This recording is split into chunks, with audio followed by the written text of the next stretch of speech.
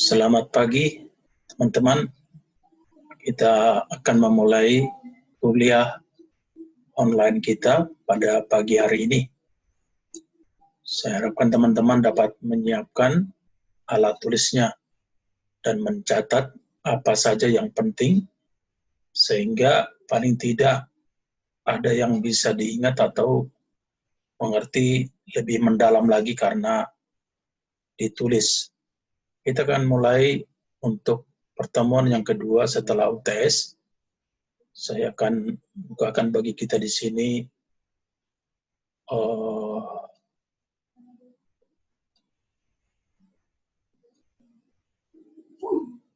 materi kita.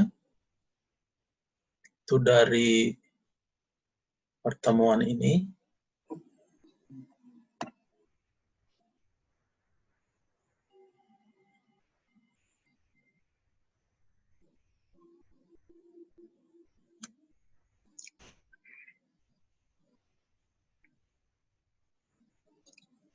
Pertemuan yang ke-9.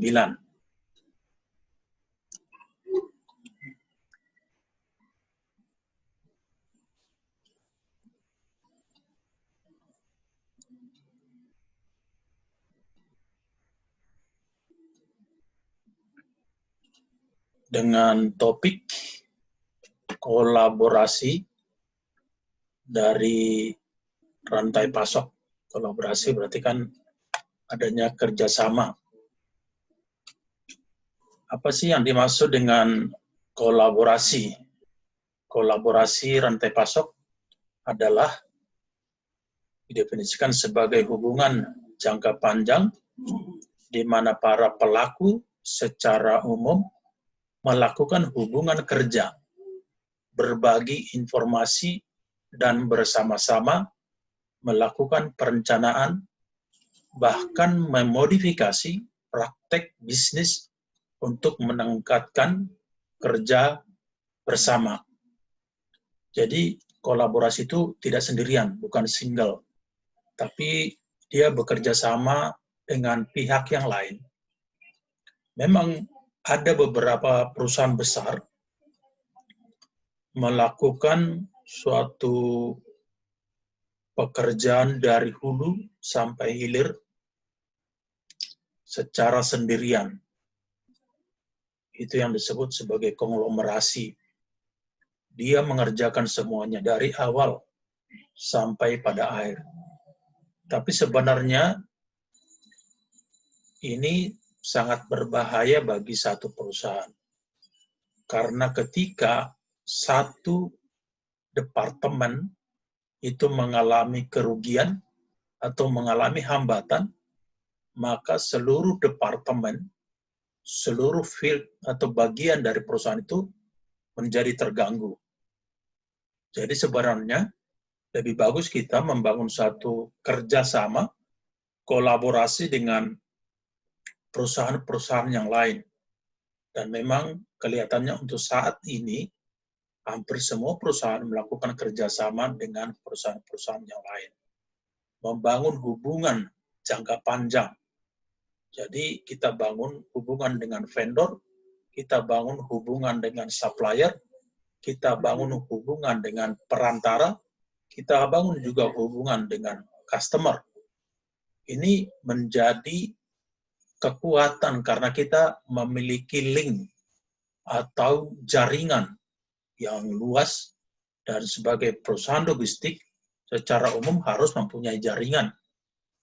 Itu di semua hampir di kota-kota yang mempunyai pelabuhan baik udara, baik laut. Karena ketika kita melakukan distribusi atau ekspor ke luar negeri, mau tidak mau kita harus mempunyai agen di luar negeri untuk menghandle kargo setelah sampai di negara tujuan. Kan tidak mungkin kita dari sini umpamanya pergi ke Eropa hanya untuk melakukan custom clearance karena kita mempunyai ekspor tujuannya ke Eropa. Tapi agen kita yang ada di Eropa yang akan melakukan atau menghandle proses custom clearance, proses distribusi barang tersebut, sampai ke tangan end customer. Jadi kita sangat perlu membangun hubungan yang baik dengan jaringan kita di luar sana. Dan yang mengatakan sekarang ini terkenal dengan ucapan kesuksesan itu apabila orang dapat membangun hubungan yang baik, berkomunikasi dengan baik dengan orang di sekitarnya. Dan memang orang yang di sekitarnya lah yang membuat seseorang itu bisa berhasil dan menjadi memenangkan pasar. Jadi perlu sekali kita membuat suatu hubungan yang baik dengan customer, dengan vendor. Bukan hanya vendor, kalau di Indonesia kita juga harus membangun hubungan yang baik dengan pihak dari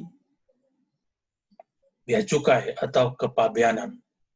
Tujuannya untuk mempermudah, untuk membuat proses dari custom clearance itu berjalan dengan baik.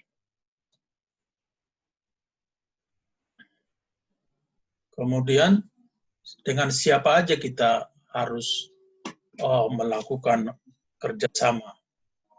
Tentu banyak pihak ya. Di sini digambarkan collaboration logistik. Umpamanya di sini ada shipper, eksportir ya. Terus ada consignee, shipper, ada freight forwarder atau logistik, ada konsolidator, ada bank, ada asuransi, ada perusahaan tracking, ada transit area seperti depot. Depot itu tempat mangkalnya kontainer, terminal kontainer. Kemudian ada konsolidator di sini yang mengkonsol barang kita untuk barang-barang LCL. Ada stevedoring company, ini di Indonesia disebut juga dengan PBM atau perusahaan bongkar muat. Umpamanya di pelabuhan ada barang kita datang dari China, barang alat-alat berat.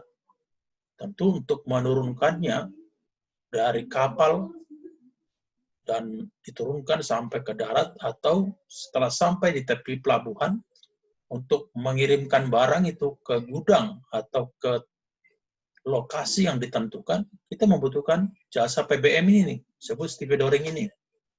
Untuk mengangkat itu. Kan kita tidak bebas masuk ke dalam. Hanya stevedoring company yang ada di dalam pelabuhan yang bisa untuk memindahkan barang tersebut. Kemudian di sini ada shipping line. Tentu shipping line ada juga airline ya untuk udara. Ini pelayaran yang mengangkut barang kita yang di dalam kontainer ataupun yang break bulk untuk bisa sampai ke negara tujuan. Apakah Asia, apakah Amerika, atau ke Eropa, atau ke Afrika. Ada terminal operator, ya terminal operator juga ada. Ini pihak pelabuhan yang menyiapkan alat-alat untuk melakukan bongkar muat, untuk melakukan pergerakan di pelabuhan atau movement, untuk memuat barang itu juga ke atas truk, kalau truknya sudah sampai di pelabuhan. Jadi banyak pihak ya. Di sini belum ditulis, ada bea cukai juga masih ada di sini. Ada pihak fumigasi, belum ditulis di sini. Ada pihak packing, yang bisa packing barang baik mesin berat atau barang-barang yang curah seperti itu. Jadi banyak pihak yang benar-benar kita masih bekerja sama. Ada juga mungkin pihak-pihak ketiga yang bisa menyediakan alat apabila kita tidak memiliki alatnya. Karena mungkin kita ada bisnisnya, umpamanya alat-alat berat, barang-barang break bulk, itu kan tidak selalu ada. Hanya mungkin sekali sebulan atau 2 kali sebulan. Nah, apabila kita membeli alat untuk mengangkat barang tersebut seperti Kometo, yang kendaraan yang bisa mengangkut berat barang, itu tentu kita rugi karena nggak di setiap hari.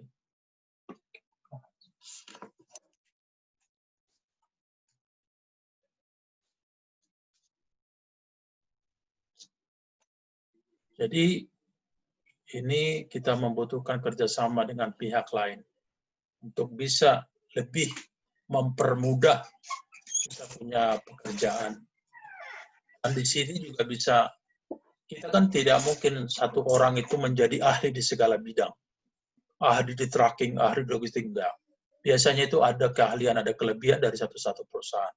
Dan mereka sangat spesialisasi, maksudnya sangat ahli di bidangnya. Mungkin ada freight forwarder, mungkin dia ekspor impor, oke, ahli. Di pelabuhan dia ahli untuk mengurus barang. Tapi ketika ada barang berat, yuk, satu barang mungkin berapa ratus ton seperti itu, udah panjang, lebar, tentu kita menggunakan pihak-pihak lain juga untuk bisa membantu kita. Tentu dengan kerjasama, cooperation tersebut, kolaborasi tersebut, bisa dapat menghasilkan sesuatu yang baik.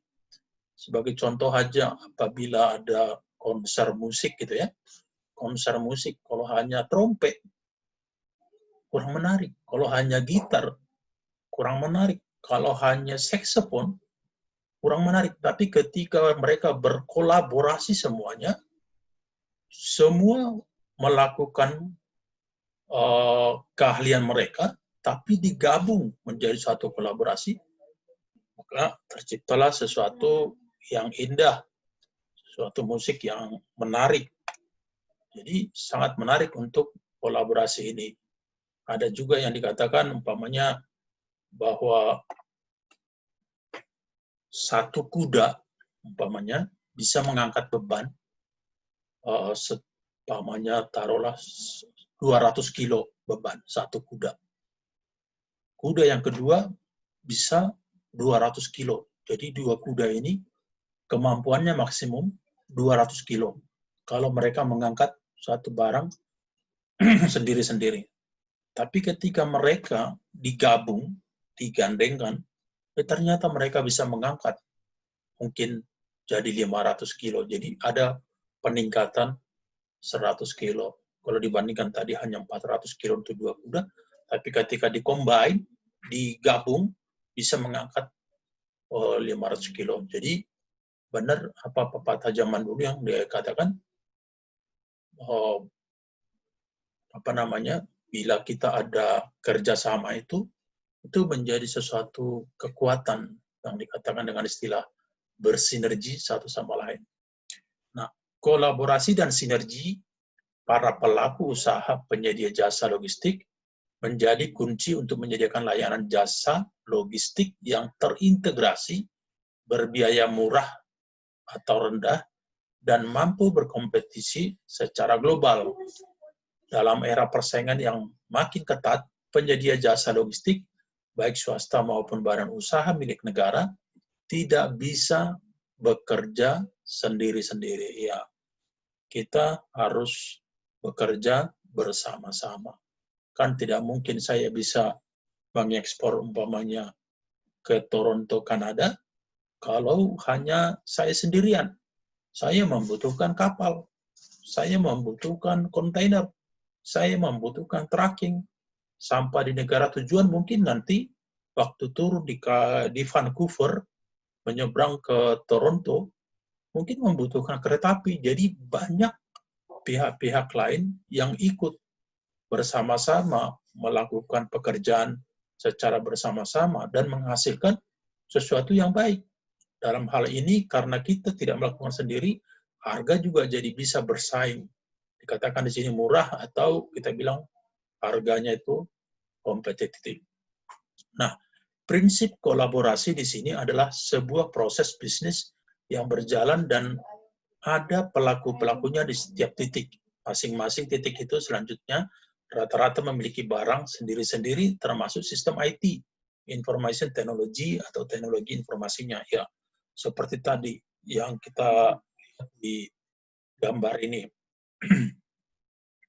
Semua ini shipper kan punya teknologi sendiri, punya alat sendiri, punya barang sendiri.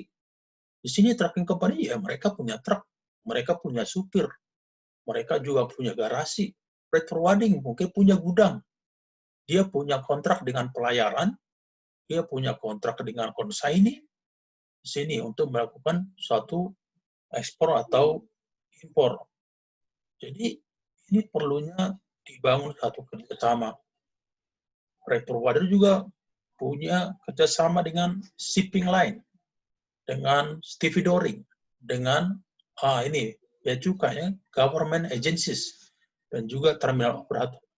Jadi semua mereka punya alat masing-masing. Bank juga sedemikian, asuransi juga. Mereka punya asuransi sendiri. Semua punya, dan mereka bekerja sama. Saling menguntungkan. Makanya ada istilah win-win solution. Dua-duanya beruntung. Bukan win-loss. Satu yang untung, satu yang rugi. Bukan, tapi win-win. Itulah bentuk kerjasama yang baik. Kita tidak bisa hanya untung sendiri, sementara partner kita itu rugi. Tidak tepat seperti itu. Tapi kita harus menyiapkan win-win solution. Kemudian, selanjutnya, kita akan baca di slide ini, perusahaan ekspedisi atau logistik tidak bisa lagi menerapkan semuanya harus memakai kepunyaan perusahaan tersebut. Seperti dia menyiapkan tracking, dia menyiapkan gudang, dia menyiapkan alat, dia menyiapkan segala. Tapi saling bekerja sama. Makanya dikatakan di sini, ekosistem ini bisa berjalan kalau ada kolaborasi. Artinya masing-masing sistemnya harus bisa saling berkomunikasi. Bisa sampai ke port dan bisa men-trace. Inilah inti dari kolaborasi itu. Maksudnya di sini, ketika sebuah perusahaan logistik bekerja sama dengan yang lain, akhirnya keuntungan yang didapatkan apa? Ya, perusahaan logistik ini bisa dikatakan di sini men-trace, mungkin dengan nomor BL, umpamanya untuk kontainernya OOCL atau Evergreen, atau Choyang, atau Marsline, atau yang lainnya, CMA-CGM, hanya kita ketik mungkin di webnya pelayaran, nomor kontainer. Kalau nggak nomor kontainer bisa nomor BL. Kadang-kadang bisa juga nama kapal. Ketika kita ketik, nah di situ kita tahu, oh barang ini masih dalam perjalanan menuju Eropa, itu contohnya. Kemudian kita juga bisa saling komunikasi, lihat. Kalau ada persoalan terhadap satu barang, umpamanya ketika saya mau mengirimkan barang ke Vancouver, Kanada, 5 kontainer. Ketika masih dalam perjalanan umpamanya dari Jakarta, baru berangkat dari Tanjung Priok. Tiba-tiba ada informasi dari konsainer di Vancouver menyatakan, oh, barangnya top urgent. Harus sampai dalam 2 minggu. Padahal di Kanada, ke Kanada itu lewat laut, bisa 30 hari atau 1 bulan. Apa yang kita bisa lakukan? Kita berkomunikasi dengan pihak pelayaran, kita minta untuk barang itu mungkin diturunkannya di transshipment port. Di mana transshipment portnya? Bisa Hong Kong, bisa Kaohsiung, bisa Busan, Korea. Jadi di mana? Nah, umpamanya kita taruh di Busan, Korea. Kita suruh turunkan di sana di Busan, Korea. Dari Busan, Korea, kita tarik barangnya ke udara, pelabuhan udara. Kita ganti di sana dari laut menjadi udara. Nah, dari Korea tentu dari pelabuhan udara Korea, Kimpo ya kalau nggak salah, dari Kimpo itu ke Vancouver cuma 2 hari, paling lama 3 hari. Udah sampai dalam waktu 17 atau 18 hari. Tidak sampai 1 bulan. Itu yang disebut dengan kolaborasi dalam hal berkomunikasi. Ketika ada komunikasi, ada agreement, nah semua bisa dilakukan. Akhirnya customer happy, customer bahagia. Karena apa? Karena apa yang mereka minta bisa kita penuhi. Kalau umpamanya mereka minta kargonya urgent, tapi kita nggak penuhi karena tidak bisa berkomunikasi dengan baik. Tentu dalam hal ini biasanya kita berkomunikasi dalam bahasa Inggris. Dan itu kita masing-masing perlu mengupgrade diri kita agar bisa berbahasa Inggris lebih baik. Nah, di sini kalau tidak ada kolaborasi, meskipun perusahaan logistik yang sudah full IT, itu tidak bisa bersaing optimum. Optimum itu maksudnya secara efektif, secara efisien itu susah bersaing. Karena untuk transportasi barang dan shipping-nya kan butuh perusahaan lain, pergudangannya mungkin akan membutuhkan perusahaan lain. Maka harus ada kolaborasi, harus ada kerjasama. Sebenarnya itu yang sangat menarik kalau ada kerjasama. Kita bisa berkomunikasi dari itu, bangun hubungan yang baik dengan orang lain. Jangan pernah merasa orang lain itu bagaimana, merasa kita sendiri yang lebih baik dari orang lain. Tidak. Semua itu kalau ada kerjasama yang baik, apalagi sekarang coba kita lihat. Kamu duduk di rumah, kamu bisa memesan barang, tapi kamu bisa menjual tanpa pernah melihat barang itu. Ya enggak? Lewat online. Bukankah karena adanya komunikasi, bukankah karena itu adanya IT, bukan karena semakin canggihnya zaman ini, you never see the cargo, you never see the commodity, but you can order the commodity and then you sell and you get the money, but you still stay in your home. Tapi kamu masih tinggal di rumahmu tanpa pernah melihat barang itu. Itulah kalau ada kolaborasi, ada kepercayaan. Kepercayaan itu kan tidak gampang didapatkan. Sekali kita berbuat salah, nah, orang tidak akan percaya lagi sama kita. Tantangan kolaborasi di Indonesia, yakni karena kita baru memasuki fase digitalisasi yang cukup masif akibat perkembangan e-commerce dan teknologi ya. Kita lihat sekarang, walaupun ada COVID, orang tetap bisa makan. Kenapa? Mereka belanja melalui online, melalui internet, melalui teknologi. Dengan adanya handphone, nah sekarang ini contohnya, walaupun kuliahnya kita tidak bisa berhadapan atau tatap muka, tapi saya pikir lama-lama kita akan terbiasa secara online seperti ini. Saya bisa jelaskan di sini, dan adik-adik semua atau teman-teman semua bisa mengikutinya, tidak jauh berbeda.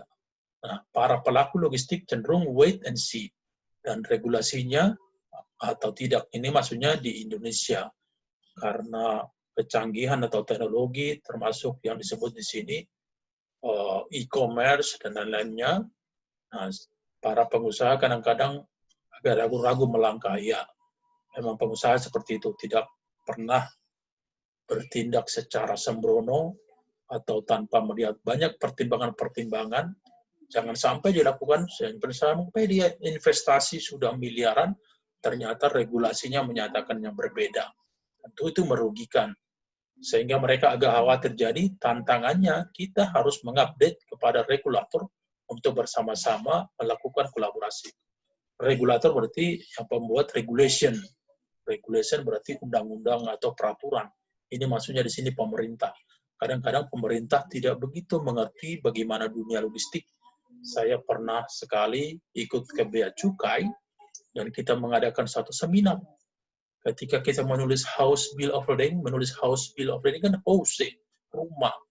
Tapi mereka house, ya ditulisnya benar-benar H-A-U-S, House Bill of Lading. Saya waktu itu hanya tertawa aja, karena memang tidak mereka mengerti dunia logistik. Ada yang mengerti, tapi maksudnya tidak deep ke dalam. Tapi kalau kita yang ada di logistik, benar-benar kita tahu bagaimana mengeluarkan barang, bagaimana proses ekspor dan proses impor, bagaimana membayar bea masuk, menghubungkannya dengan pajak, dan lain-lain. Itu sangat perlu sekali. Nah, kita lanjut. Kemudian,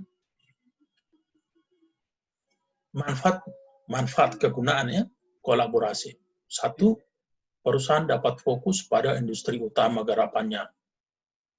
Freight forwarder atau third provider logistik membantu perusahaan mengerjakan kegiatan pendukung yang kadang-kala memecah konsentrasi para top manajemen. Dan third, PL, perusahaan dapat fokus pada tujuan utama keberadaan perusahaan. Ya, kita jadi fokus kepada punya kemampuan kita. Biar umpamanya kalau ada barang besar, kita langsung kasih aja ke tracking. Ini ada, saya punya order, ada PO-nya ini barangnya, panjangnya, lebarnya. Coba siapkan kendaraan apa yang dibutuhkan dan berapa lama mengerjakannya. Siapa yang bisa mengerjakan, berapa orang yang dibutuhkan untuk menyelesaikannya. Nah, tentu bagian tracking untuk bring bulk barang-barang yang besar, yang berat, mereka lebih ahli di situ.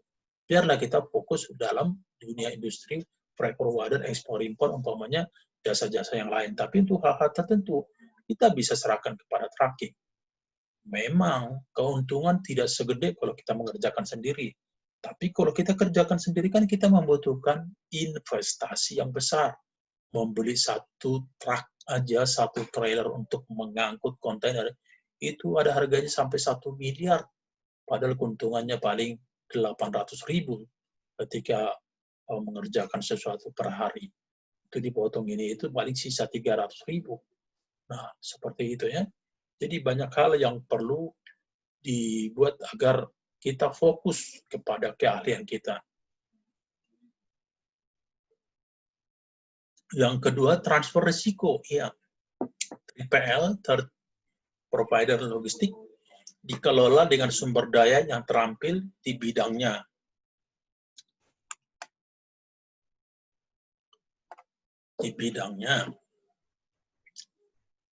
Dengan kolaborasi pada 3PL yang tepat, perusahaan dapat tidur tenang karena kemungkinan kegagalan atas transaksi logistik sudah ditangani oleh orang yang tepat dan segala bentuk risiko ketidaksesuaian dapat ditanggung oleh 3PL dengan perjanjian yang ketat di awal kerjasamanya.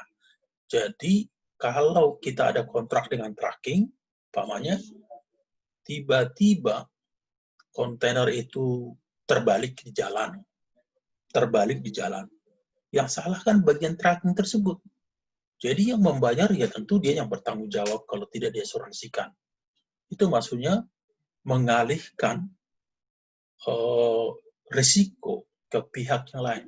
Kalau umpamanya kita yang punya tracking itu, ya kita yang punya tracking, kalau terbalik barangnya rusak atau hilang, siapa yang tanggung jawab? Kita sendiri. Nah, tapi dengan menggunakan tracking orang lain atau pihak ketiga atau vendor yang menjadi tanggung jawab adalah tracking itu sendiri. Itu menjadi salah satu keuntungan, makanya dikatakan transfer risiko. Aturannya risiko itu menjadi bagian kita, tapi kita bisa transfer risiko tersebut ke pihak yang lain. Nah, lanjut.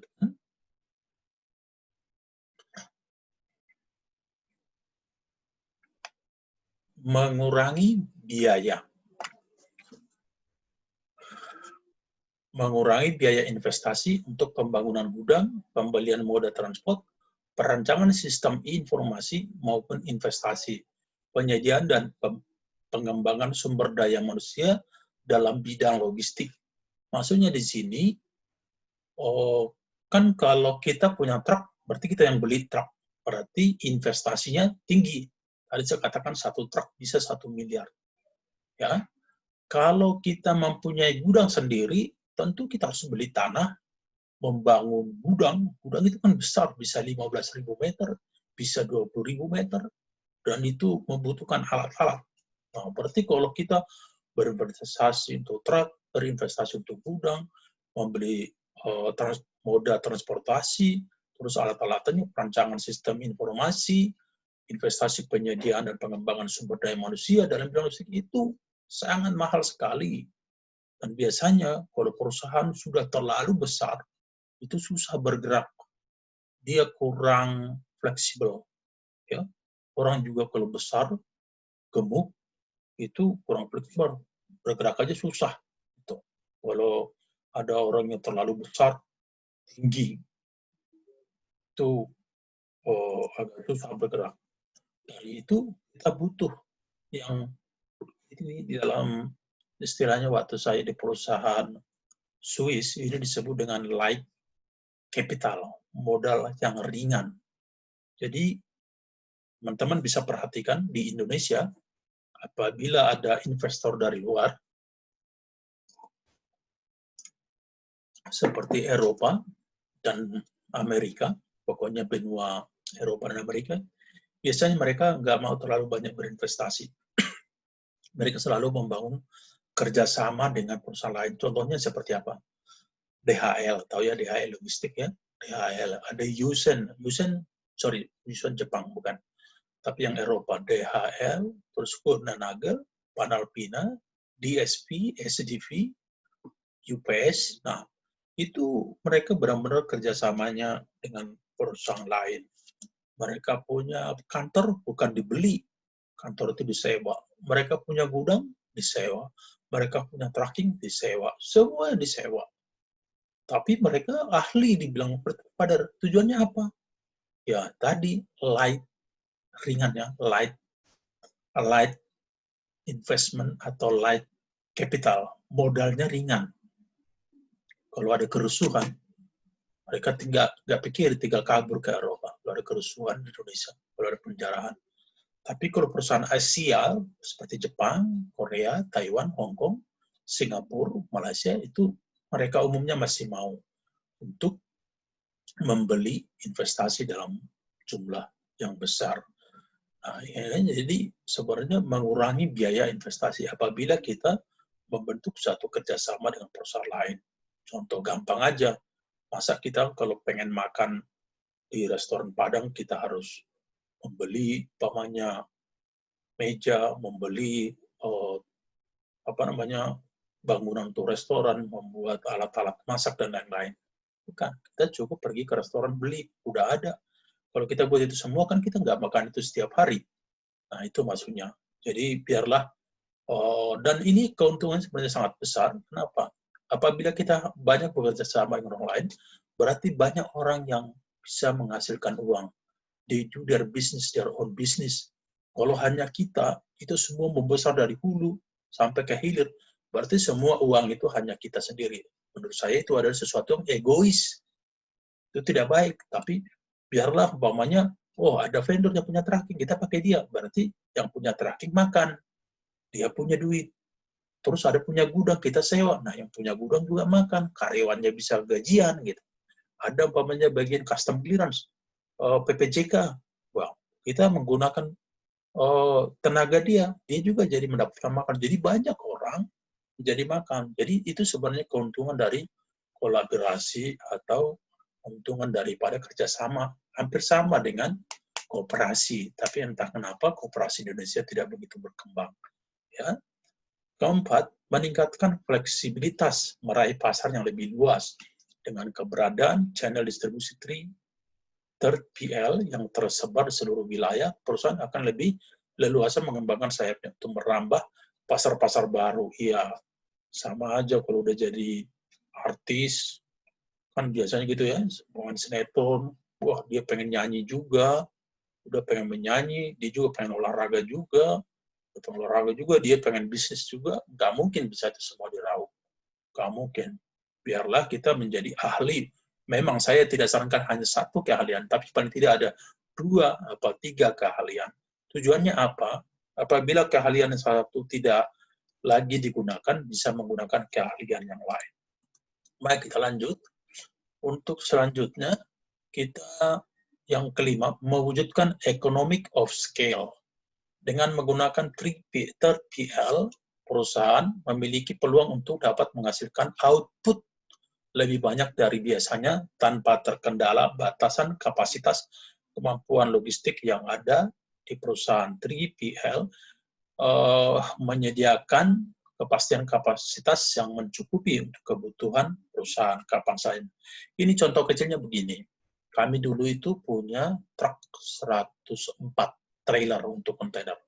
104 trailer untuk mengangkut kontainer, 35 truk itu box. Box itu ada wing box, ada CDD, ada CDE, dan lain-lain. Nah, kalau 110 trailer, tiba-tiba ada pesanan dari Bridgestone, dari Samsung, dari Yamaha, dan yang lain, totalnya bisa sampai 180. Nah, kalau hanya 104, berarti nggak cukup. Akhirnya walaupun kita punya truk, tapi tidak cukup, kita membuat kerjasama dengan yang lain. Mungkin truk orang lain tidak tepat pada saat itu, tidak penuh, tidak banyak bookingan. Nah, kita bisa bekerja sama, kita pakai. Daripada customer kita kecewa, kita hire atau kita menyewa kepunyaan mereka, sehingga tadi order 180 kontainer per hari bisa berjalan dengan baik. Padahal kita memiliki hanya 104. Nah, itu di sini dikatakan mewujudkan economy of scale. Jadi sepertinya jadi luas cakupannya. Walaupun kita mempunyai modal kecil, tapi karena kita punya kerjasama yang baik dengan yang lain, akhirnya kita bisa memenuhi permintaan dari konsumen. Oke, selanjutnya kita lihat di sini, ini hanya contoh Walmart. Walmart itu seperti supermarket ya, seperti di sini mungkin Carrefour gitu. Adalah perusahaan Amerika Serikat yang memiliki yang mengoperasikan jaringan department store. Menurut Fortune Global tahun 2008, Walmart adalah perusahaan publik terbesar di dunia berdasarkan pendapatan, didirikan oleh Sam Walton pada tahun 1962. Saya belum lahir ini, apalagi teman-teman belum lahir semua. Analisis rantai nilai atau value chain. Kegiatan utama dari primary activities. Ini maksudnya contoh yang dikerjakan oleh Walmart. Satu, logistik dalam negeri, inbound logistik. Maksudnya logistik yang di dalam negeri, disebut juga dengan inbound. Pokoknya barang yang masuk ke gudang kan, itu disebut dengan inbound. Barang yang masuk ke Indonesia, masuk berarti inbound. Kalau keluar ekspor, outbound. Atau barang keluar dari gudang, itu disebut dengan outbound. Diperkirakan bahwa lebih dari 50% dari produk Walmart di USA, ya, di Amerika, berasal dari pemasok luar negeri, dan sekitar 75% dari penjualan Walmart.com berasal dari non-toko persediaan. Jadi, ini sudah online, gitu ya. Non-toko persediaan berarti dia dari shipper langsung ke customer, tidak sempat masuk ke tokonya Walmart. Ini sama seperti sekarang menggunakan pihak lain, tapi kita yang order, barang tidak kita lihat, tapi kita bisa order dari toko A dan langsung dikirim ke customer B atau teman kita umpamanya yang membeli. Nah, itu yang disebut di sini non-toko persediaan. Umumnya Walmart melaksanakan kegiatan logistik berdasarkan pada 3 prinsip berikut. Yang pertama, menggunakan jumlah minimum link dalam rantai pasokan. Ya. Link juga maksudnya jangan terlalu luas linknya. Link itu kan seperti apa ya? Link seperti mata rantai atau bisa juga disebut seperti jaringan gitu. Jaringan juga jangan terlalu berliku-liku gitu itu maksudnya. Jadi dibuat minimum juga, tapi jangan terlalu sedikit juga. Membentuk kemitraan strategis dengan vendor. Ya, vendor-vendor ini bisa menguntungkan kita. Kalau kita menggunakan umpamanya tracking, ada vendor 3 yang kita gunakan, kita bisa milih dari ketiga mana yang paling murah, sehingga vendor-vendor tersebut juga bersaing gitu, memberikan harga yang terbaik. Tapi kalau kita hanya monopoli, hanya satu, tentu vendor tersebut juga ya suka-sukanya aja, namanya monopoli. Mau servisnya jelek, mau harganya naik, mau orangnya tidak available, dan lain-lain. Karena monopoli. Dari itu membentuk kemitraan strategis untuk jangka panjang. Biasanya kalau kita punya kontrak jangka panjang dengan vendor atau dengan siapa saja, harga bisa dengan lebih murah. Karena asumsinya ekspor atau impor itu dalam jumlah volume yang besar. Sama kalau kita belanja 1 biji dengan 12 biji, mungkin yang 12 itu bisa dikasih diskon. Makanya dibilang strategis, kemitraan strategis. Kalau udah ada mitra strategis, biasanya harganya yang akan didapat itu lebih kompetitif. Yang ketiga, menggunakan lintas docking sebagai taktik. Ini maksudnya sama juga seperti cross docking ya. Cross docking itu umpamanya kita mengambil barang dari Kalimantan, terus nanti naik kapal ke Jakarta, sampai di Jakarta dimasukkan ke dalam gudang umpamanya di Marunda. Nah, tapi sebelum masuk barang itu di Marunda gitu, sebelum masuk ke dalam gudang, baru di luar, pas keluar dari kontainer, langsung masukkan kontainer lain lagi. Kontainer lain tersebut, yang kedua, kontainer kedua itu untuk keberangkatan umpamanya ke luar negeri. Itu yang disebut dengan lintas docking atau cross docking. Gunanya agar tidak sempat barang itu disimpan di dalam gudang, tapi langsung diganti kontainernya, langsung dikirimkan kembali. Saya punya pengalaman melakukan ini untuk barang-barangnya Bristol. Bahan baku ban itu ada sebagian yang diimpor. Biasanya saya impor itu dari Melbourne, dari Australia. Setelah itu sampai di Marunda, di gudang, itu langsung kita pindahkan ke kontainer yang lokal, yang domestik. Ada yang kirim ke Medan, ada yang kirim ke Samarinda, ada juga yang kirim ke Makassar, dan lain-lain di Indonesia. Itu yang disebut lintas docking atau cross docking. Jadi menghindari biaya storage di gudang, jadi ketika keluar dari kontainer A, langsung dimasukkan ke kontainer B. Itu disebut dengan cross docking. Oke? Kita lanjut. Yang kedua, operasi.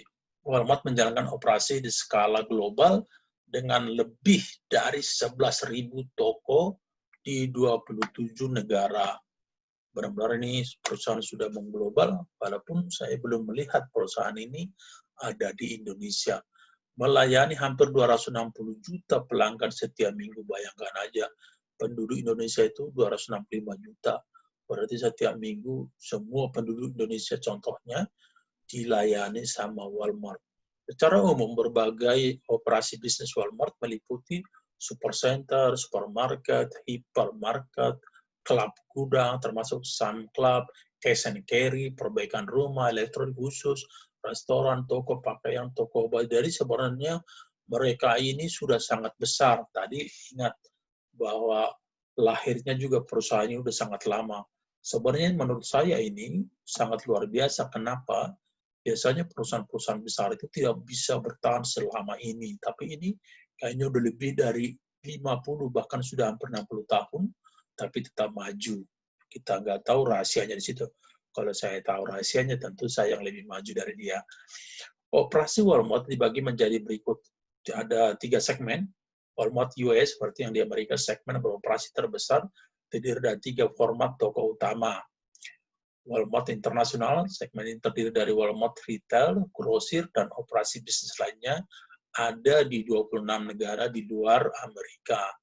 Club SAM, terdiri dari klub gudang keanggotaan ini menciptakan ikatan secara tak tertulis terhadap pengunjung. Maksud saya gini, kalau kita ke mana? Ke Alfamart, contoh ya, kita kan kadang-kadang dikasih kartu anggota kan? Ya enggak? Kartu anggota. Dengan adanya kartu itu dikasih diskon. Dikasih diskon kalau kita punya kartu. Akhirnya kita mempunyai menciptakan ikatan secara tak tertulis. Saya nanti dapat diskon atau dapat hadiah. Akhirnya saya menjadi pelanggan yang setia. Itu pintarnya memberikan diskon. Kemudian cara untuk memberikan hasil terbaik ini disebut dengan optimasi atau teknik optimasi. Sistem optimasi ini umumnya mengacu kepada teknik program matematika yang biasanya membahas atau mengacu kepada jalannya program penelusuran, penelitian, riset, dan programming tentang masalah yang sedang dihadapi.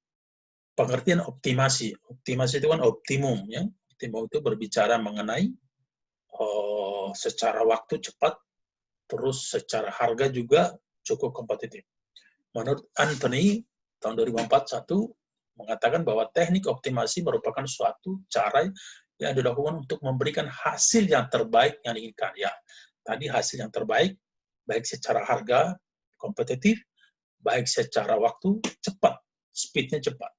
Sementara menurut Sugiyoko, mengatakan bahwa optimasi adalah suatu disiplin ilmu dalam matematika yang fokus untuk mendapatkan nilai minimum atau maksimum secara sistematis dari suatu fungsi, peluang, atau maupun pencarian nilai lainnya dalam berbagai kasus. Ya, maksudnya kita maksimum secara laba, ya kan? Maksimum kita mau. Untung itu, laba itu maunya maksimum. Tapi kalau bisa pengorbanannya minimum. Kos atau biayanya itu minimum. Makanya zaman dulu istilahnya berkorban sekecil-kecilnya untuk mendapatkan keuntungan sebesar-besarnya. Itu yang disebut sebagai prinsip ekonomi. Kemudian ada, ini udah ke waste elimination.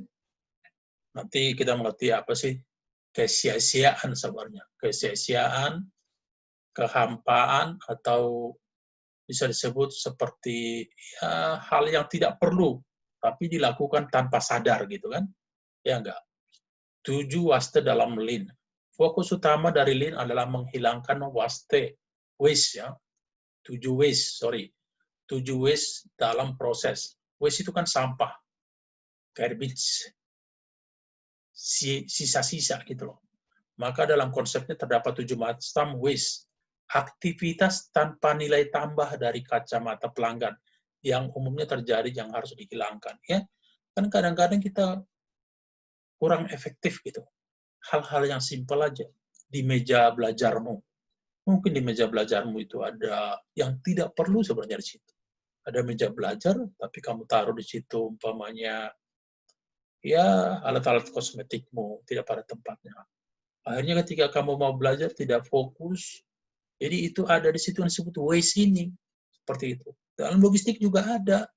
Kadang-kadang kalau mau ke Bandung, kenapa harus lewat puncak? Kalau bisa lewat tol gitu. Itu maksudnya. Kadang-kadang karena kita udah terbiasa dari jalan satu, kita dari situ. Tanpa pernah berpikir, kenapa tidak saya cari jalan yang lain yang mungkin lebih efektif, yang mungkin lebih efisien. Sama dengan membeli barang atau membeli makanan. Kita kadang-kadang tidak sadar bahwa kita membeli makanan yang mungkin harganya lebih mahal, rasanya kurang enak. Nah, tanpa kita pernah mencoba menganalisa why I don't try the other food. Kenapa saya nggak coba makanan yang lain yang mungkin harganya lah lebih murah tapi lebih enak ya? Seperti dulu. Siapa yang bisa berpikir kita membayar taksi mahal, kita membayar ojek mahal, tapi ternyata ada orang yang berpikir, Menteri Pendidikan kita sekarang, untuk membuat ojek online. Harga lebih murah, sementara keuntungannya secara kecepatan juga lebih cepat karena bisa diantar sampai ke rumah dan lain-lain. Termasuk juga Grab Car. Enak sekali kita keluar dari rumah langsung dijemput, diantar lagi ke rumah. Kalau zaman dulu kita harus cari ke depan sana, cari atau kita pesan taksi tapi datangnya setengah jam kemudian. So, what's the benefit? That's the karena ada benefit itu berarti yang dulu itu kan adalah suatu kesia-siaan. Nah, tapi kita juga akan berpikir suatu saat pasti ada lagi yang lebih hebat dari Gojek sekarang. Itu yang kita butuh atau kalian bisa pikirkan ya. Bisa nggak kalian pikirkan apa sih yang lebih baik dan lebih baik secara harga dan pelayanan daripada Gojek sekarang. Oke, yang pertama waste transportation ya, transportasi. Waste ini terdiri dari pemindahan atau pengangkutan yang tidak diperlukan seperti penempatan sementara, penumpukan kembali, perpindahan barang. Iya, kadang-kadang di dalam gudang itu masuk barang, ditumpuk di depan, dekat ke pintu. Dekat ke pintu di situ, ditimbun barangnya. Suatu saat ternyata barangnya akan diambil dalam jangka waktu yang lama. Dipindahkan lagi ke belakang. Berarti kan double job, 2 kali kerja. Itu yang disebut dengan wasting. Makanya di sini katakan ada pemindahan atau pengangkutan yang tidak diperlukan. Sebenarnya kan ketika pertama turun bisa langsung ditempatkan ke tempat yang tepat. Tidak 2 kali kerja gitu. Tidak perlu ada pemindahan barang. Yang kedua, waste kelebihan persediaan, inventory stock atau persediaan yang berlebih, ya kan? Walau di gudang yang dibutuhkan umpamanya hanya 1.000 karton, 1.000 pieces dari bahan, ternyata kita simpan 2.000, berarti 1.000 lagi tidak terpakai karena kita tidak mempunyai perhitungan yang tepat terhadap inventory atau persediaan. Jadi stoknya berlebihan. Kalau berlebihan apa? Ya, kalau berlebihan bisa barang tersebut menjadi rusak. Kalau lama disimpan bisa menjadi expired, tidak laku lagi. Tapi tetap, walaupun masih bisa dipakai, kalau ada 1.000 lagi di gudang yang tidak dipakai, berarti kita harus membayar biaya gudang. Itu juga tidak murah, apalagi kalau barangnya banyak. Nah, ini sebenarnya, jadi sebenarnya dalam satu perusahaan itu harus dilihat. Dari satu proses ke proses lain, lihat, ada nggak jalan yang terbaik? Perlu nggak dilakukan itu? Kalau nggak perlu, perbaiki. Kalau itu masih bisa lebih cepat nggak? Pokoknya ke Bandung, bisa nggak lebih cepat daripada Larang itu? Ada nggak jalan yang lain? Seperti itu. Ya, kemudian yang ketiga, waste gerakan, motion. Waste ini berupa waktu yang digunakan untuk mencari. Kemudian gerakan yang tidak efisien, yang tidak ekonomis. Ya kan? Kadang-kadang kita mencari pulpen aja, bisa habis beberapa menit kan? Di mana pulpen saya? Di mana kacamata saya? Kita kehilangan kacamata, tentunya di atas lagi, di kepalanya ditaruh gitu. Kan bisa seperti itu. Itu di dalam logistik juga bisa terjadi seperti itu. Hanya untuk mencari di mana ditempatkan barang berbahaya karena tidak ada catatan yang baik. Wah, dia cari ke sana, habis waktu untuk itu.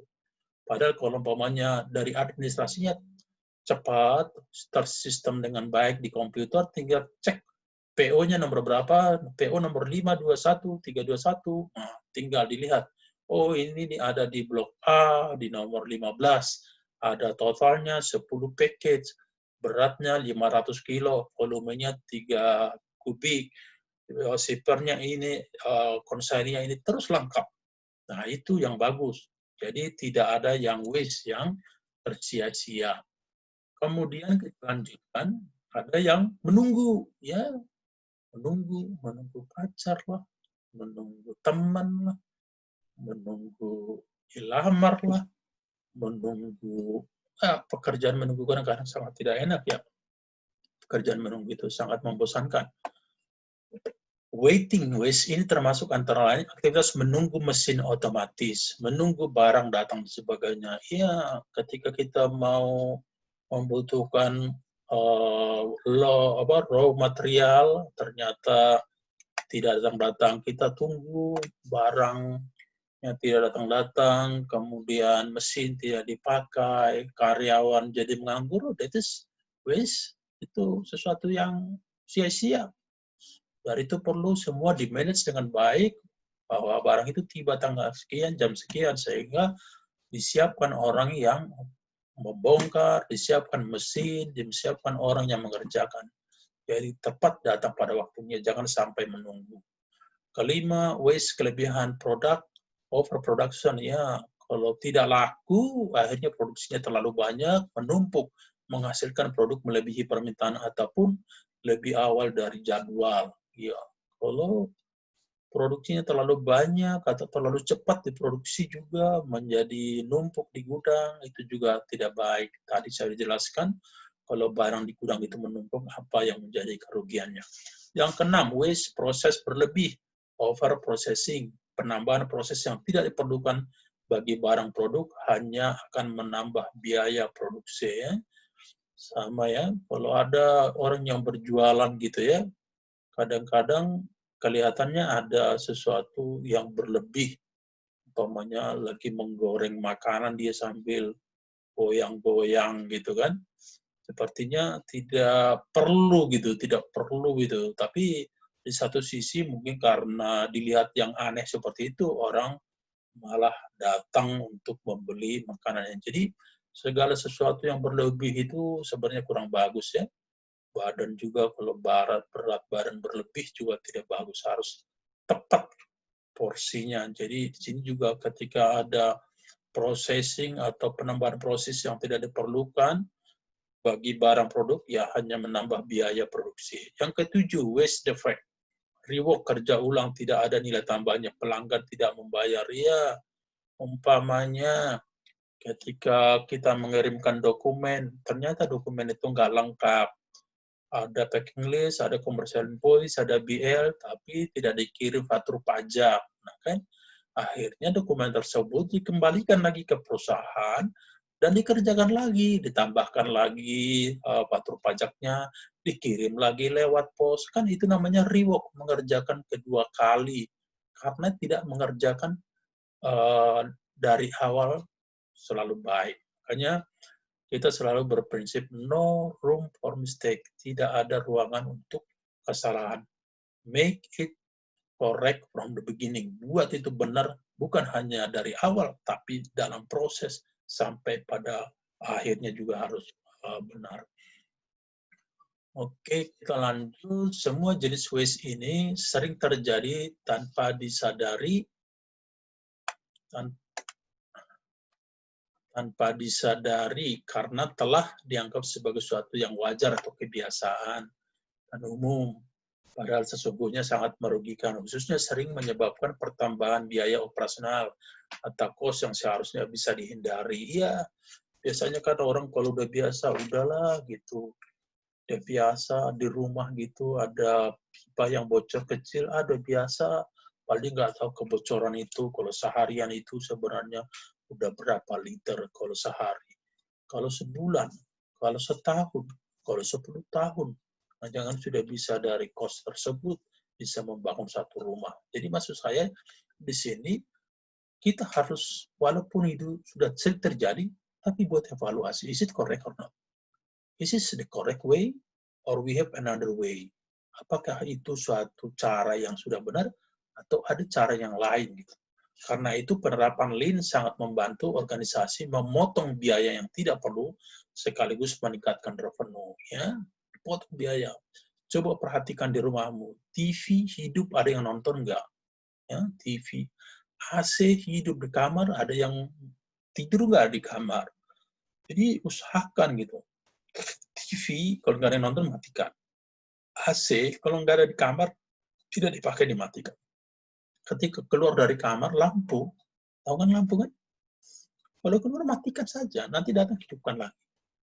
Memang itu kelihatannya sepele, hal-hal yang sangat sepele. Air menetes, bila perlu matikan. Karena kalau listrik, saya bisa bayangkan listrik satu kamar, contohnya hidup, contohnya orang yang nggak ada.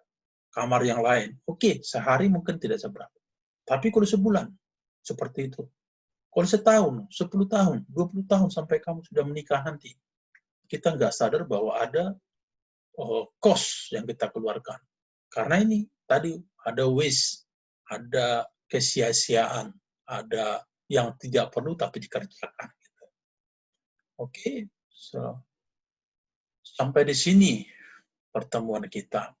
Saya harapkan teman-teman sebagai bukti kehadirannya, tolong buat catatanmu sendiri mengenai materi kita hari ini. Kamu catat di buku tulismu. Setelah kamu catat hal-hal yang penting, kamu foto, catatanmu itu kamu foto dalam tulis tangan, kemudian kamu kirimkan di grup WA kita sebagai bukti bahwa kamu hadir di dalam kuliah online kita. Terima kasih.